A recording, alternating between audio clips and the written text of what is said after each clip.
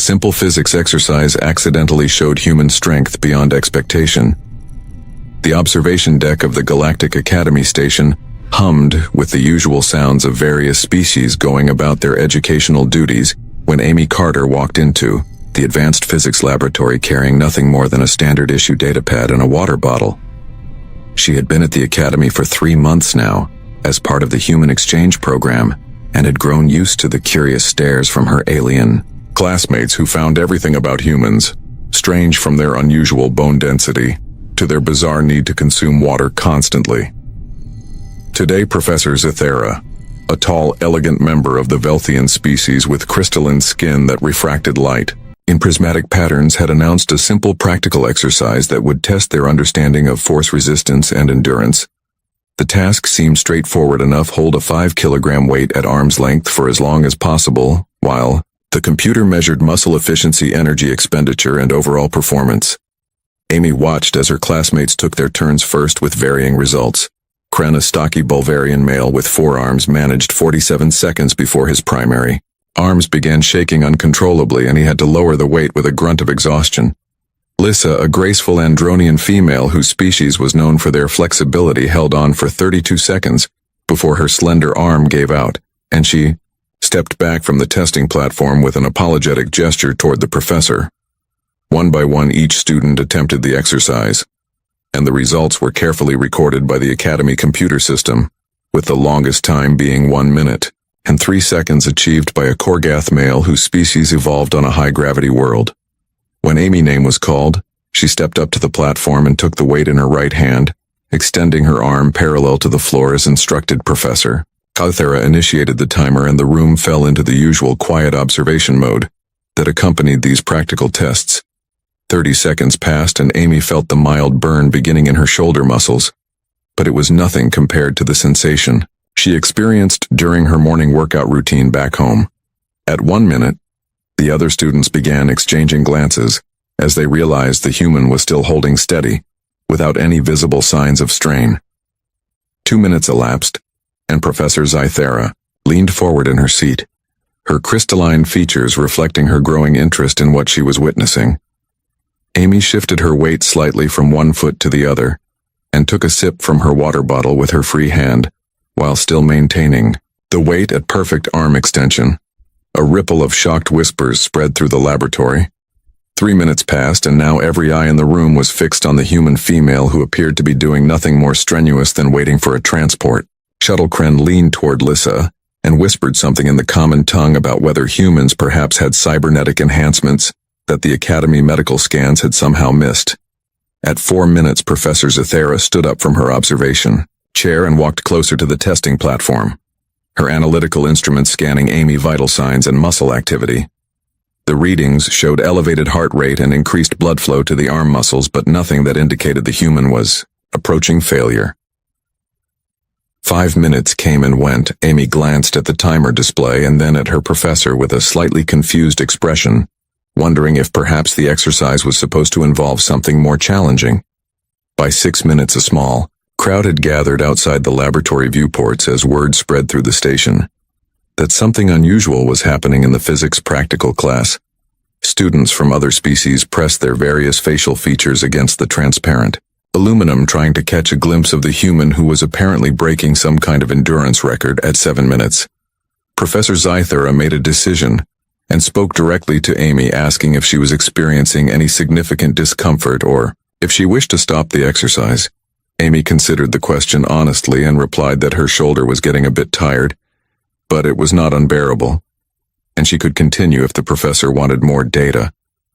The crystalline professor exchanged a meaningful look with her teaching assistant before gesturing for Amy to continue. 8, 9, 10 minutes passed in succession. The weight remained perfectly level, never wavering more than a centimeter from its starting position. Lissa had pulled out her personal datapad and was frantically researching human physiology, trying to understand what biological mechanisms could possibly allow for this kind of sustained performance. What she found made her mandibles drop open in astonishment. Humans, it turned out, had evolved as persistence hunters on their homeworld. Their bodies were designed not for short bursts of extreme power like most predator species, but for the ability to continue moving, continue exerting force, continue pursuing prey, over vast distances and extended time periods. Their slow twitch muscle fibers, their efficient cooling systems, their unusual cardiovascular capacity, all of it pointed toward a species that succeeded not through overwhelming strength but through the simple ability to refuse to stop at 15 minutes. Professor Zythera called an end to the exercise. Amy lowered the weight with obvious relief, rolling her shoulder and flexing her fingers to restore full circulation. The professor announced to the class that they had just witnessed a practical demonstration of why human endurance capabilities were considered extreme outliers in the Galactic Biological Database. The other students gathered around Amy, with questions tumbling over each other in a dozen different languages. Could all humans do this, or was Amy particularly trained? How long could she have actually continued? What other physical capabilities did humans possess that seemed ordinary to them but extraordinary to everyone? Amy tried her best to answer, explaining that she was just a regular person who jogged a few times a week and did basic strength training. She mentioned casually that back on Earth, marathon runners could maintain running pace for over 2 hours, and that some endurance athletes competed in events lasting days. The classroom fell silent. Kren was the first to speak, asking slowly if Amy was suggesting that humans could run continuously for 2 hours. Amy nodded, confirming that yes, this was considered normal for trained athletes and that even casual runners could usually manage.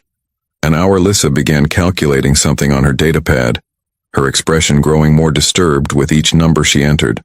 According to her calculations, if a human could maintain pursuit of prey at even a modest running pace for 2 hours, they could theoretically chase down nearly any known species in the galaxy, simply by following them until their target collapsed from exhaustion.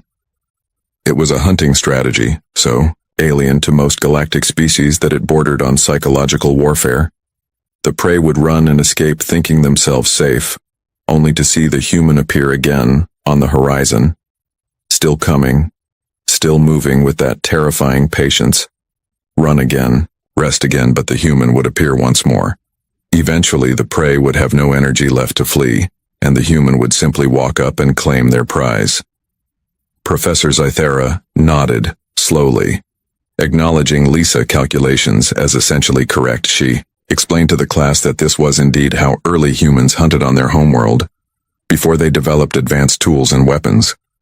They would select an animal, track it for hours or even days, and follow it at a steady pace until it could no longer run. The room absorbed this information with a mixture of fascination and primal unease. Amy stood there feeling suddenly very self-conscious about the way her classmates were looking at her, as if seeing her for the first time, not as a friendly exchange student but as an apex predator wearing a pleasant smile. She tried to lighten the mood by joking that humans mostly use their endurance for boring things now, like running on machines that went nowhere, or competing to see who could suffer through exercise the longest. But the joke did not land quite right. Later that evening, Amy found herself in the station commissary sitting with Lissa and a few other students who had been in the physics class. The conversation had shifted to other human capabilities, and Amy found herself describing things she had never thought twice about. Yes, humans could regulate their body temperature through sweating, which allowed them to function in extreme heat. Yes, they could consume a wide variety of potential toxins and digest them without harm, including alcohol, caffeine, and capsaicin. Yes, their healing factor meant they could recover from injuries that would permanently disable most other species. Yes, they could function effectively on minimal sleep for extended periods when necessary. With each revelation, her alien friends looked more amazed and more disturbed. Kren finally asked the question that seemed to be on everyone's mind. If humans were this naturally dangerous, why were they so friendly and social? Why did they form bonds with other species and work toward cooperation instead of domination? Amy thought about it for a moment before answering. She explained that maybe it was because humans knew what it was like to struggle. They had spent millions of years as relatively weak creatures who succeeded through cooperation, persistence, and the refusal to give up. They learned early that working together was better than working alone, that patience and determination could overcome raw strength, that the ability to keep going when everything hurt was valuable, not just in hunting but in building relationships, solving problems, and creating things that mattered.